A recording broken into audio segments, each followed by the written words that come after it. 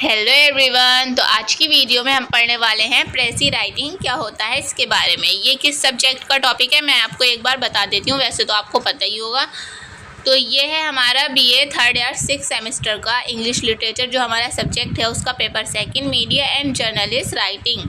ठीक है, ये पेपर सेकंड का टाइटल है। पेपर फर्स्ट भी करवा दिया है, पूरी प्लेलिस्ट बना दी है उसकी, उसका लिंक आपको डिस्क्रिप्शन में मिल जाएगा, तो वहाँ से आप ज़रूर देख लें।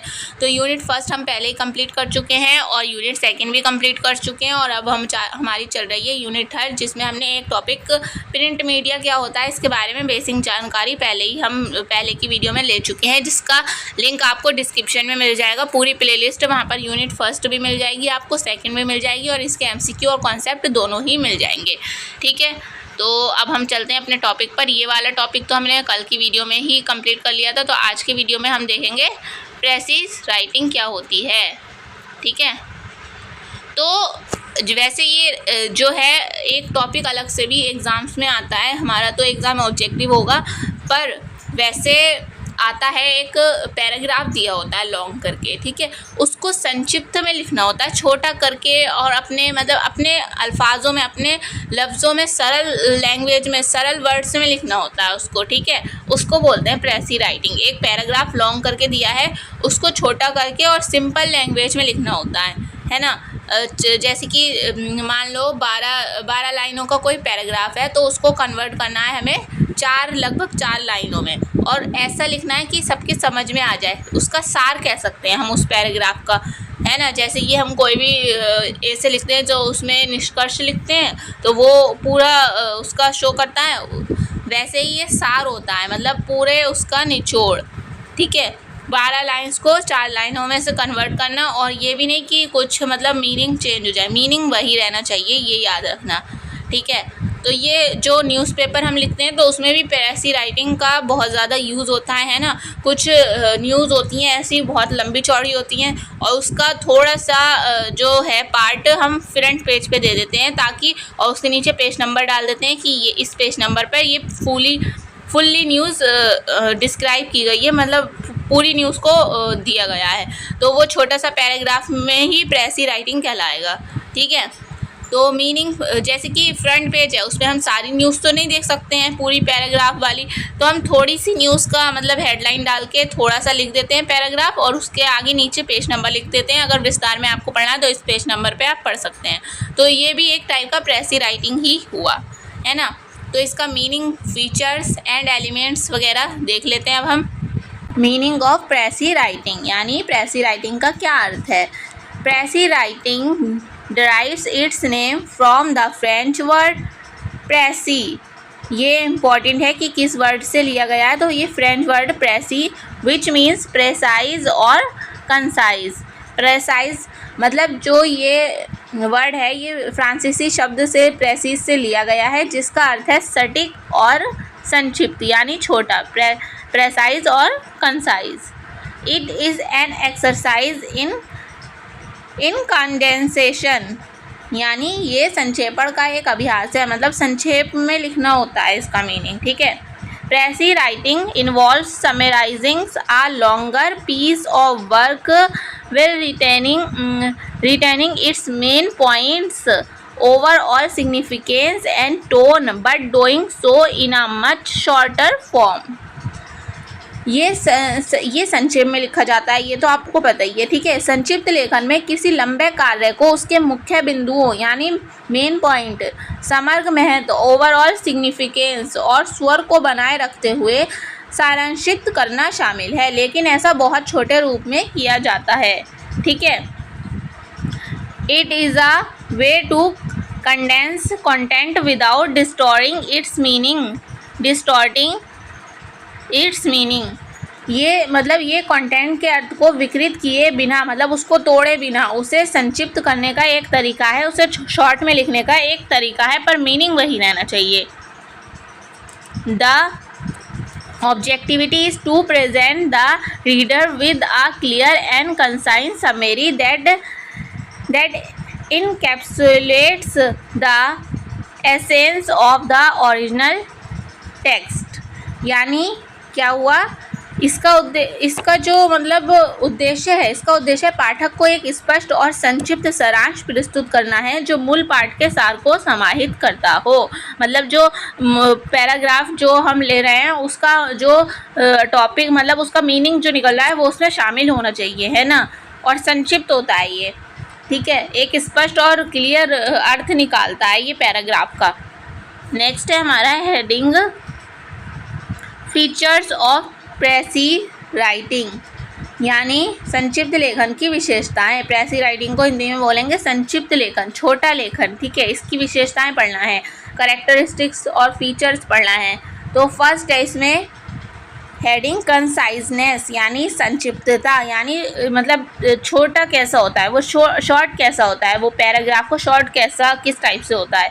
As the term suggest a precis is all about brevity, यानी ये जो टर्म है जैसा कि शब्द से पता चलता है संक्षिप्तता का तात्पर्य संक्षिप्तता से है।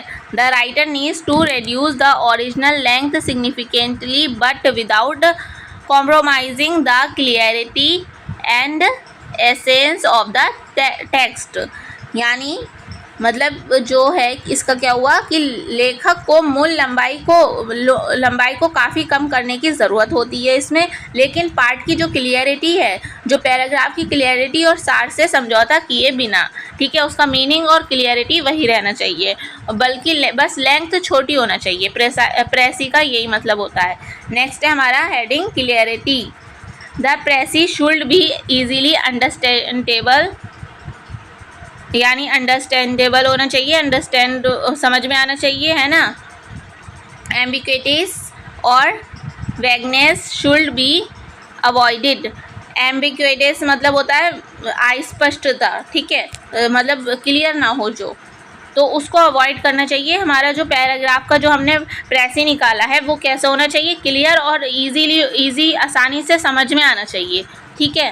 नेक्स्ट हेडिंग है हमारी कंप्लीटनेस। अगर हम किसी भी पैराग्राफ को 14 से 6-7 लाइनों का हम कर रहे हैं तो इसका मतलब ये नहीं कि उसके जो कंप्लीटनेस है आधा अधूरा काट पीट के ही लिख दिया, मतलब कंप्लीटनेस होना चाहिए, पूरा अर्थ, ठीक है। Even though a precis is concise it should capture the complete meaning of the original text, यानी कंप्लीट मीनिंग होना चाहिए। भले ही जो हम प्रेसी है उसको हम छोटा कर रहे हैं पर इसमें जो मूल पैराग्राफ का जो पूरा अर्थ है वो समाहित, उसका पूरा मीनिंग होना चाहिए, ठीक है।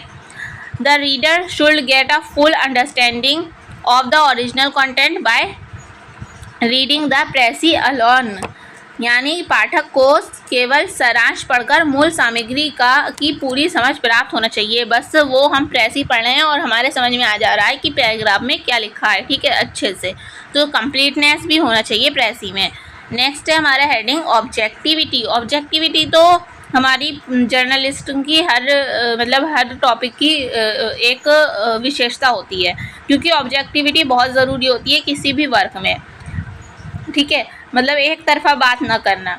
अ precis should be free from personal opinion, अपने खुद के पर्सनल राय से फ्री होना चाहिए और बाइस होना चाहिए, मतलब जो पैराग्राफ में है वही होना चाहिए, हमारी पर्सनल लाइफ उसमें ऐड नहीं होना चाहिए। It should provide an unbiased representations of the original text, इससे मूल पाठ का निष्पक्ष प्रतिनिधित्व प्रदान करना चाहिए, ठीक है। नेक्स्ट है हमारा हेडिंग कोहेरेंस, ठीक है, यानी सुसंगतता। कोहेरेंस मतलब सुसंगतता। The ideas should flow logically and there should be a natural progression from one point to the next. विचारों को लॉजिकली तरीके से प्रवाहित होना चाहिए और एक बिंदु से दूसरे बिंदु तक स्वाभाविक प्रगति होना चाहिए, ठीक है। नेक्स्ट है हमारा हेडिंग नो एडिशनल इन्फॉर्मेशन। जो पैराग्राफ हमें दिया है उसका ही हमें संक्षिप्त में छोटा करके मतलब कम लाइंस में लिखना है, उसमें ये नहीं कि अपने पास से बहुत ज़्यादा कुछ ऐड करना है, ठीक है, एडिशनल इन्फॉर्मेशन को ऐड नहीं करना है। One should not add any informations or ideas that are not present in the original text. Original text में जो मतलब ओरिजिनल टेक्स्ट को कह सकते हैं जो पैराग्राफ है उसमें जो ऐड नहीं है उसके अलावा उसको ऐड ही नहीं करना, मतलब जो आइडिया और इन्फॉर्मेशन जो उसमें ऐड है बस वही होना चाहिए हमारे जो हम नया प्रेसी बना रहे हैं, ठीक है। कोई अतिरिक्त उसके अलावा कोई और जानकारी हम ऐड नहीं करना चाहिए, वरना तो वो फिर से लॉन्ग हो जाएगा, है ना। और ये होना चाहिए third person point of view में, वी और आई में नहीं होना चाहिए, ये थर्ड पर्सन में वी आई यू में नहीं होना चाहिए, बल्कि ये थर्ड पर्सन में होना चाहिए, दे में होना चाहिए, ठीक है। Typically a precis is written in the third person avoiding direct quotations from the original text, ठीक है। थर्ड पर्सन में ये लिखा होना चाहिए। तो ये इसके फीचर और कैरेक्टरिस्टिक्स थे, ठीक है। अब देख लेते हैं इसके elements of प्रेसी writing. Elements of प्रेसी writing यानी इसके जो प्रेसी राइटिंग है उसके तत्व क्या है, एलिमेंट क्या है, ठीक है। मतलब जो हम किस तरीके से इसको लिख सकते हैं। तो फर्स्ट आता है हमारा टाइटल। अगर हम किसी भी टेक्स्ट को शॉर्ट में लिख रहे हैं तो टाइटल, जैसे कि एग्जांपल मान लो हम प्रिंट मीडिया कर रहे हैं, इसमें न्यूज़पेपर का एग्जांपल ले लेते हैं, तो हम सबसे पहले क्या लिखते हैं, हेडलाइन लिखते हैं ना, छोटी सारी लिखें चाहे बड़ी सारी लिखें, उसके बाद हम पैराग्राफ लिखेंगे। तो टाइटल होना इसमें बहुत ज़रूरी होता है, ठीक है। तो अब देख लेते हैं इसमें क्या क्या हेडिंग्स हैं। तो फर्स्ट है इसमें title. The title is crucial in प्रेसी writing. प्रेसी writing के लिए जो टाइटल लिखना जो है बहुत ज़्यादा महत्वपूर्ण है। It should be reflective of the central theme और main idea of the original text. ये हमें जो हमारा जो ओरिजिनल टेक्स्ट है उसका जो सेंट्रल थीम है वो किस, मतलब जैसे कि कोई भी टॉपिक है उसके बारे में कि वो किस चीज़ के बारे में है, ठीक है। तो उसका सेंट्रल थीम और मेन आइडिया इसमें टाइटल में हमें पता चल जाता है टाइटल पढ़ने से, ठीक है। If the original piece has a title the precis writer can either use it if it's apt or devise a new one that's more indicative of the content। यानी यदि मूल टुकड़े में यानी ओरिजिनल टेक्स्ट में एक शीर्षक है तो जो प्रेसी हम प्रेसी लिख रहे हैं या तो इसका उपयोग कर सकता है यदि ये उपयुक्त है, या एक नया शीर्षक तैयार कर सकते हैं जो सामग्री को अधिक संकेत देता है। अगर मान लो जो हमारा ओरिजिनल टेक्स्ट है उसमें ऑलरेडी एक टाइटल है पहले से ही, तो हम या तो उसी को हम लिख सकते हैं, उसी टाइटल को, या फिर हम अपना एक नया टाइटल भी देख सकते हैं, ठीक है। न्यू वन एक नया टाइटल भी हम दे सकते हैं, या फिर उसी टाइटल को भी हम कॉपी करके लिख सकते हैं अगर ओरिजिनल टेक्स्ट में वो अगर कोई मतलब वो है टाइटल है तो, ठीक है। नेक्स्ट है हमारा हेडिंग इंट्रोडक्शन, ठीक है। बेसिक से हम एक दो लाइन में इंट्रोडक्शन दे दें ताकि जो व्यक्ति उसे पढ़े उसको अच्छे से समझ में आ जाए, है ना। उसमें ओरिजिनल ऑथर का नाम भी मेंशन कर सकते हैं, ठीक है। The introduction should briefly mention the main theme और subject of the original text and provide context. If relevant the name of the original author can be mentioned. यानी परिचय में जो ओरिजिनल टेक्स्ट है, ठीक है, इंट्रोडक्शन में ओरिजिनल टेक्स्ट के जो मुख्य मेन टॉपिक है या विषय का संक्षेप में उल्लेख होना चाहिए और एक संदर्भ प्रदान करना चाहिए। यदि प्रासंगिक हो तो मूल लेखक के नाम का उल्लेख किया जा सकता है, यानी ओरिजिनल ऑथर के नाम का भी इसमें मेंशन किया जा सकता है इंट्रोडक्शन के अंदर ही।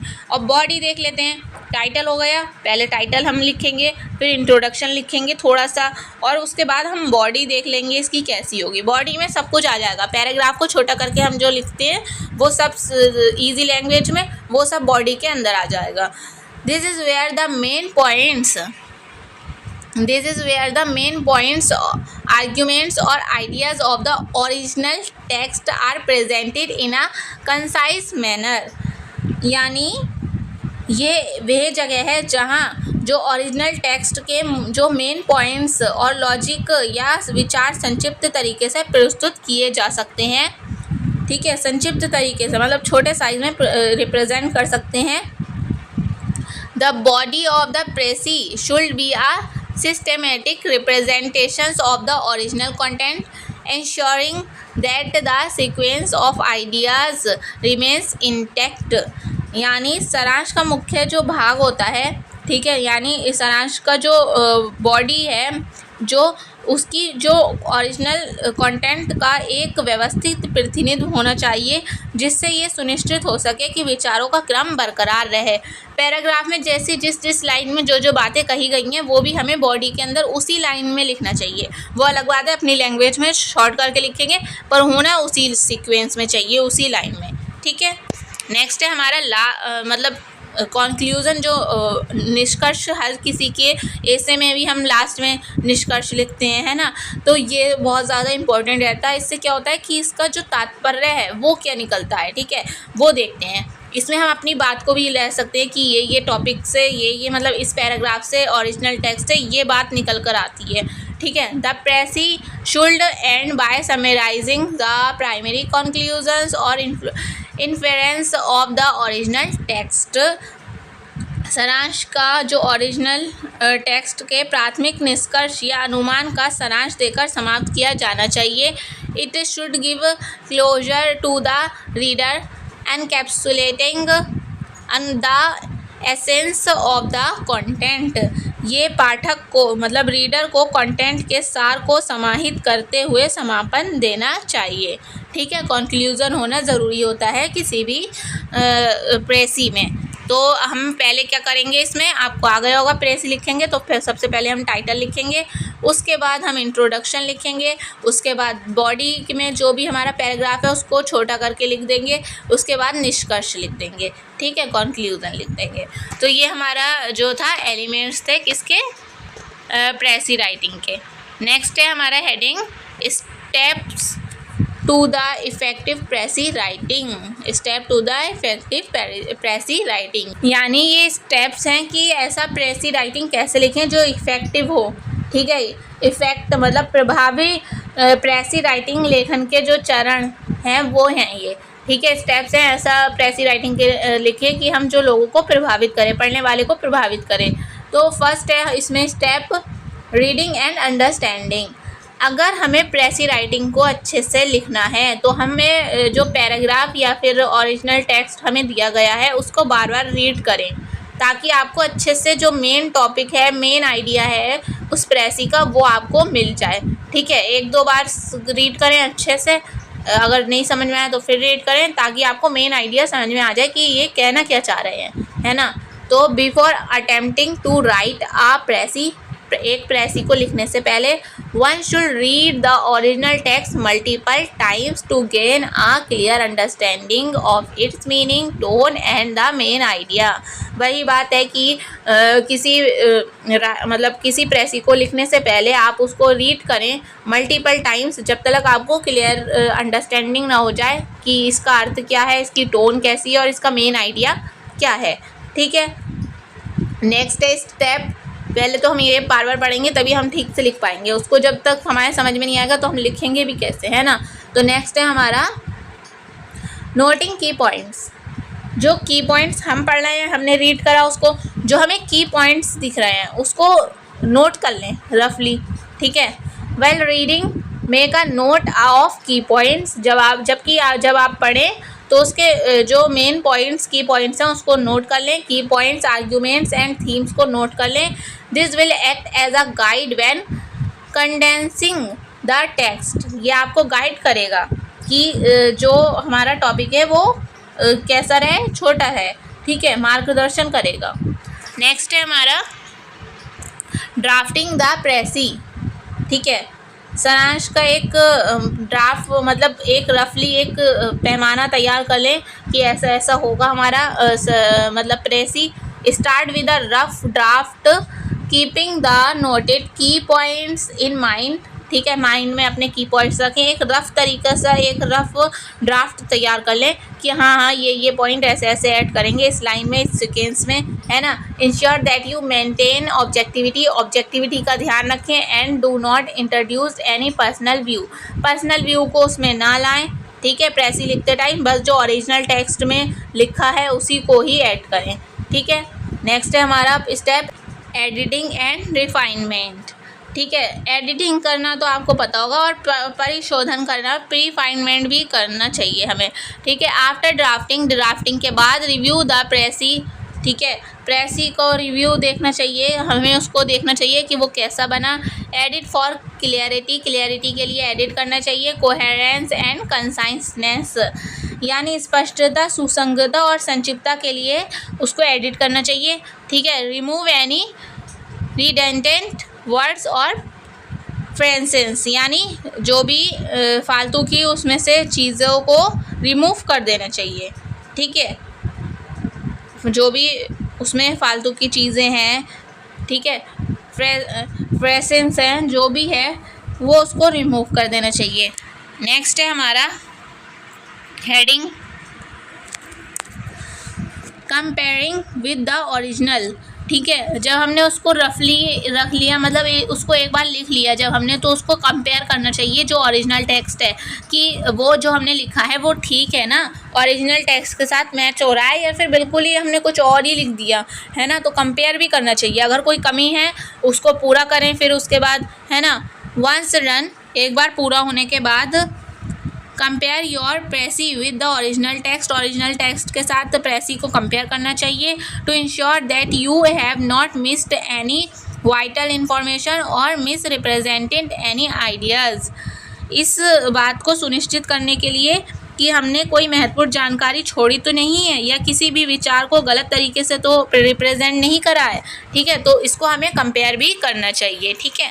नेक्स्ट अब हम देख लेते हैं बेनिफिट्स ऑफ प्रेसी राइटिंग के क्या बेनिफिट्स हैं, क्या लाभ हैं, ये देख लेते हैं। अब हम इसमें, है ना, हम प्रेसी राइटिंग तो लिख रहे हैं, इसके क्या लाभ हैं ये बताना है। एक तो जो पढ़ने वाला है, मैं वैसे ही बता देती हूँ, एक तो जो पढ़ने वाला है उसको इंटरेस्ट आएगा, ठीक है। अगर हम शॉर्ट में ही उसको बता देते हैं कि ये चीज़ पैराग्राफ में है, और अगर वो अच्छे से लिखी गई हैं तो पढ़ने वाले को इंटरेस्ट आएगा, वो पूरा पैराग्राफ भी पढ़ेगा, फिर ओरिजिनल टेक्स्ट को भी पढ़ेगा, ठीक है। और उसको एक रफली आइडिया हो जाएगा कि हाँ ये किस बारे में है, रफली नहीं, अच्छे से आइडिया हो जाएगा कि हाँ ये किस बारे में दिया गया है ओरिजिनल टेक्स्ट, ठीक है।